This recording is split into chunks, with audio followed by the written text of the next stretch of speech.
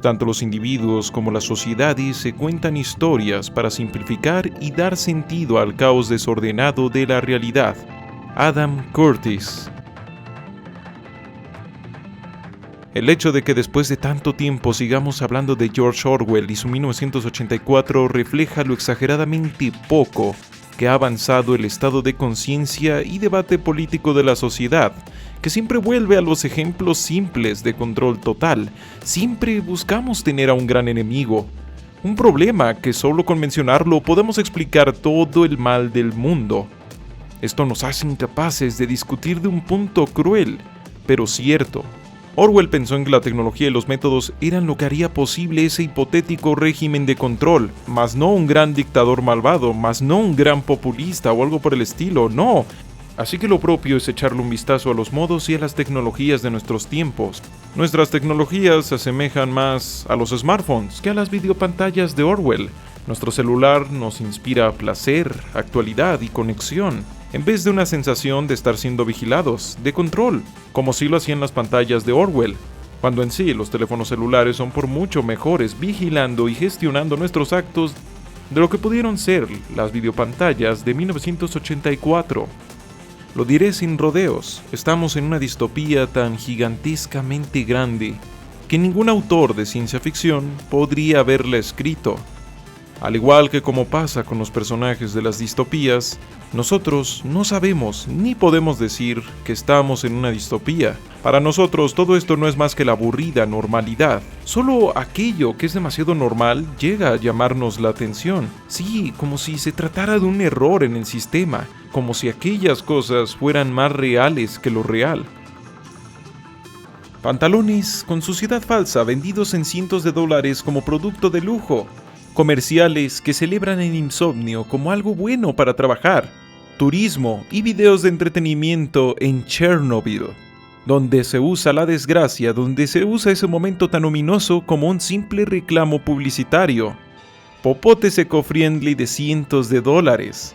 La empresa conocida y vendida por ser el adalid de la innovación, intentando castigar a sus consumidores que no tienen su dispositivo más nuevo, o intentando impedir que la gente repare sus productos para así tener el control incluso de aquello que ya le pertenece a sus usuarios. Reality shows donde los negocios son tratados como el centro del espectáculo. Comerciales que nos llaman a refrescar la cuarentena de una pandemia mundial. Somos millones las personas que elegimos refrescar la cuarentena con Publicidad y venta de paquetes espirituales. Y hasta dramas de televisión que usan la idea de la distopía y la crítica social como mero reclamo publicitario. La cuestión es clara. Los valores en general, no solo los valores éticos y morales, están siendo reemplazados rápidamente por otros valores más apegados a una extraña realidad donde todo puede ser medido en números y en dinero.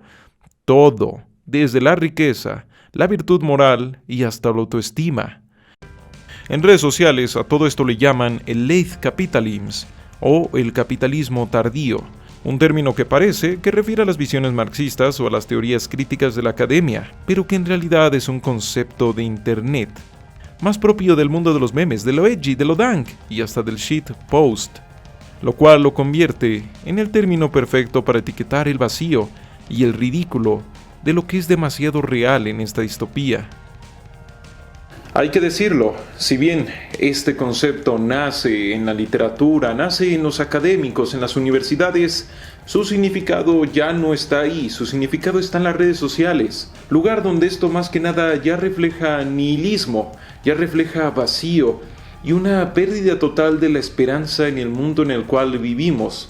Más que nada refleja como una actitud satírica de decir, a ver cuál va a ser la próxima cosa extraña que nos encontramos. Todo esto nos lleva a ver el mundo de una forma un tanto dank o shitpostera. Nos hace ver el mundo como una fábrica de memes. Sí, a ver qué cosa va a ser la nueva cosa toda extraña, toda rara que nos dé mucha risa. Desde celebridades cantando Imagine de John Lennon para mandar mensajes a la sociedad de la que no forman parte, hasta acusaciones de espionaje e injerencia política contra aplicaciones que son famosas por videos harto ridículos. Una maraña tan ridícula, tan extraña y tan absurda que el deseo de que algo tenga sentido se convierte en frustración, y la frustración se convierte en nihilismo. Vamos al grano. Hay mucho que decir sobre esta distopía del placer, sí. Sin embargo, el núcleo se encuentra en que todos los valores cambian, se transforman, se retuercen. De aquí surge que la gente de a pie, los adultos, los niños, todos parezcan tener una sensación compartida, la sensación de que el mundo donde crecieron ya no existe, como si de niños o de más jóvenes hubieran visto una película que ya se acabó, una especie de espejismo que ahora solo vive en la publicidad. La profecía que realizaba el cyberpunk ya se ha cumplido. Esas imágenes donde los íconos y los símbolos culturales eran prácticamente meros reclamos de publicidad es una realidad común justo ahora. El valor de la cultura ha pasado de ser la semilla de la expresión humana a ser una línea de productos, estilos y etiquetas para ofertar cosas como paquetes turísticos. También pasa con el valor del trabajo, el cual se ha fragmentado y vendido por partes. Hay diseños valuados en cientos de dólares que consisten en ropa que se ve como la ropa sucia o manchada de un trabajador. Porque tal como lo dice el autor Lipovsky en El Imperio de lo Efímero, la novedad por la novedad conduce al aburrimiento, y el aburrimiento al absurdo. Así que hay que preguntar, ¿qué era lo único que no vestía o que no podía usar la gente adinerada? Exacto, la ropa de sus trabajadores. A diferencia de lo que algunos podrían llegar a creer, el valor de la ciencia no queda inmaculado, pues queda atrás ante el valor de la tecnología, ya que solo se consume y se alaba la ciencia cuando ha producido algo como los smartphones. Pero cuando produce ideas o visiones que atentan al confort o al ego, es atacada o negada rotundamente. No solo por la gente de a pie, sino incluso por los políticos más grandes y poderosos del mundo. En la otra esquina, el valor del espiritualismo ha dejado de ser eso que le da significado a cientos de miles, para ser una especie de centro comercial, de sentidos y significados existenciales a la carta. Así hasta la meditación, el budismo, el ascetismo, los chakras y las creencias paganas han sido bien procesados y bien empaquetados, y así resurgen como modas, o mejor dicho, como productos, que no exigen compromiso ni un cambio identitario de parte de su creyente, y en cambio te prometen cosas como perder de peso, tener un mejor empleo, ser más guapo, y claro, sobre todo, no lo olvidemos, ser una mejor persona que los demás. Incluso el valor mismo de la idea de la distopía, del anticapitalismo y de la revolución se ha convertido en una imagen más que hace que algunos productos se vean geniales y sean más atractivos al consumidor.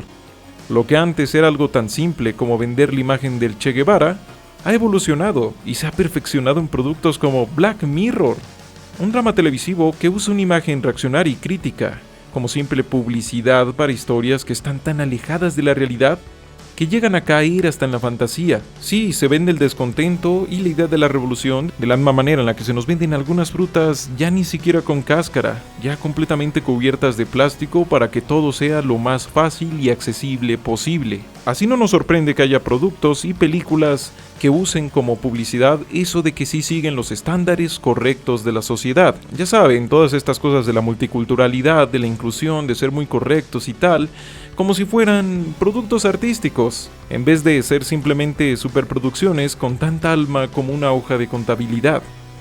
Así también compañías de todo tipo que se suman a los movimientos sociales y hasta conversaciones en redes sociales, así como si fueran personas que se pueden enojar, que pueden sentir la injusticia, y no meros entes fiscales cuya única finalidad es, vaya, el beneficio económico. Esto es el late capitalism, un concepto vacío, nacido de una sensación de vacío, ya que a pesar de que todo esto suene muy grande, de que suene muy complejo, así increíble, todo esto de los valores, todo este increíble entramado de cosas que ahora han cambiado, puede que para el momento en el que lleguemos a entenderlos ya hayan vuelto a cambiar, por lo que es muy posible que cuando lleguemos a entender algo como por ejemplo, ¿qué significa la religión en este nuevo mundo?, pues cuando lo terminemos de entender ya tenga otro significado, así como si el piso se te moviera bajo los pies, como si entre más caminaras del horizonte, el horizonte más se alejara, simplemente no pudieras acercarte a él por más que lo intentaras. Se puede soñar con una cultura donde todo el mundo estalla en risas cuando alguien dice, esto es cierto, esto es real. Jean Baudrillard. Hay muchas ramas y muchos detalles en todo este tema, en toda esta distopía, pero la clave para entender todo esto está en entender tres visiones brillantes de los últimos 60 años. Uno es la sociedad del espectáculo, dos, la hiperrealidad y por último, hipernormalización. Estos tres conceptos tienen sus propios videos donde se explican a detalle, por lo que si quieres saber más de ellos puedes ir a esos videos. Aquí, para no alargar el video y no hacerlo muy pesado, se van a resumir y simplificar tanto como se pueda. Primero, la sociedad del espectáculo define a la civilización que pasa a entender toda la realidad a través de las imágenes de sus ficciones. Sí, las películas y todo lo demás no es que se vayan a transformar en la nueva cultura, sino que más bien ya son la realidad que precede a la cultura. Luego sigue la hiperrealidad, que es cuando la realidad deja de ser solo lo material y lo auténtico, y comienza a mezclarse con los mitos, con las imágenes, con los productos, o con aquello que nació para ser solo una ficción o una mera simulación. Por ejemplo, para el mainstream, la idea social de la revolución está más atada a la imagen del Che Guevara y el mito del apocalipsis cristiano que a las revoluciones reales, de las cuales raramente se mencionan sus problemas y hasta sus atrocidades. De ahí que hasta académicos e intelectuales las invoquen como el modo de purificar el mundo de sus problemas. Lo mismo pasa con la belleza y hasta con el amor. No es solo que las películas creen ideas de cómo deberían de ser las relaciones, es que ya incluso hasta seres completamente ficticios, personajes de dos dimensiones, pueden terminar siendo el objeto de enamoramiento de miles. Así también las personas reales pueden llegar a intentar simular, ser tan ficticios como puedan para poder competir o resaltar, al punto en el que poco a poco a la gente no le importa que haya algo real detrás de una voz amable. Por último, la hipernormalización es ese proceso en el cual todo puede ser verdadero o todo puede ser falso a conveniencia de los intereses políticos en turno. El mejor caso es uno bien registrado. Muammar Gaddafi, quien primero para el pueblo estadounidense fue vendido y creído como un villano, luego fue un héroe y luego otra vez al final fue un villano. El problema aquí es que no es simple manipulación. El problema aquí es que incluso estos que están creando esta nueva verdad terminan siendo incapaces de reconocer qué es verdad y qué no lo es. Simplemente se crean nuevas verdades, pero no porque se conozca una verdad aterradora de fondo, sino porque la realidad pasa a ser tan caótica que nada parece tener sentido, nada parece tener mentira ni verdad. Así gobernantes y hasta pueblos enteros terminan viviendo y actuando con base a un mundo que podría no existir, que podría ser solo una ficción cómoda que se inventaron para no volverse locos. Toda la vida en las sociedades donde rigen las condiciones modernas de producción se manifiesta como una inmensa acumulación de espectáculos. Todo lo que antes se vivía directamente se aleja ahora como una representación. Guy Debord. Esta es la distopía del placer, una distopía marcada más por el vacío que por la desesperación, por la falta de esperanza que por el deseo de cambio, por el deseo de poder crecer y triunfar que por la noción de injusticia, por el disfrute de la crítica social o por sentirse más despierto que por la verdadera reflexión sobre ella.